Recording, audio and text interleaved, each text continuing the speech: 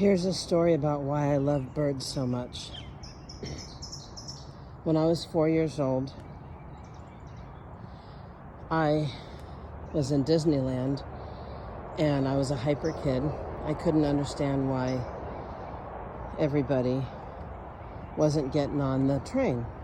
So I ran between everybody's legs and I got on the train and I was halfway across Disneyland by myself.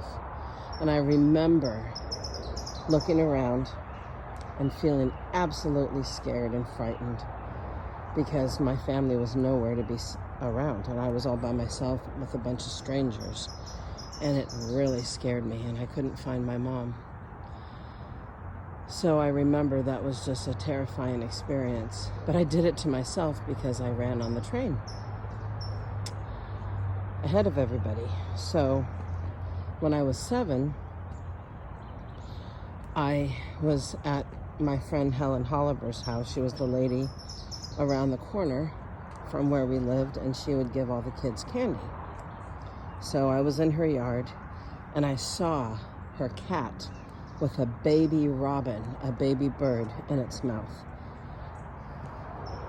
It was like a teenage bird. It was a young bird. And I just knew instinctively that that cat shouldn't be putting that bird in its mouth. So I took the bird out of the cat's mouth and I ran home and said, Mommy, look what I found. I found a baby bird. And I remember my mom was in the kitchen doing dishes, and she stopped what she was doing and she got a cage and she put the bird in it, and we put it in front of the window.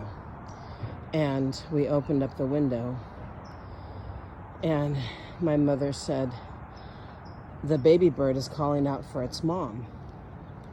And I knew how that felt to be separated from my mom, and it was very, very hurtful. So I sat there and watched this baby bird call out to its mom, and we had the window open there was a screen in the window, and we just put the cage right up to the window. And I saw this mother robin hopping around in the front of our yard in the trees, calling out to her baby. And they finally found each other. The baby was calling to the mom, and the mom was calling to the baby, and it was absolutely beautiful. And after a while, we opened up the cage and opened up the window, took the screen out, and let the baby bird be united with its mom, and it flew away. And I felt like a hero. I felt like I did something good for the world.